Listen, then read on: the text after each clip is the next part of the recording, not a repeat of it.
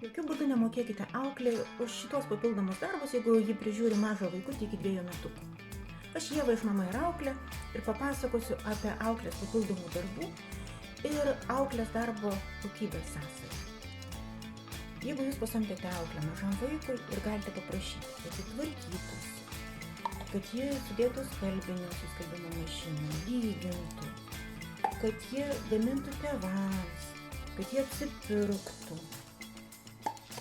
kad ji tvarkytų kiemą ar valytų langus, kad vedžiotų šunį ar pakeistų kraiką katinėlį. Realiai jūs skriaudžiate savo vaiką. Taip yra su vaiko laiku. Mažam vaikui individualaus dėmesio reikėtų maždaug tiek. Tai yra vaikutis yra, kai jis miega. Jo maistelis, jo pasivaikščiojimai, jo higiena, jo lavinimas, apsitvarkymas aplink namus, praktiškai tai yra auklės pareigos. O ką daryti, jeigu pasamdėte žmogų, kuris gali visus šitos darbus? Pervadinkite jį namų šeimininką, mokėkite namų šeimininkės atlyginimą, o vaikui pasamdykite auklę.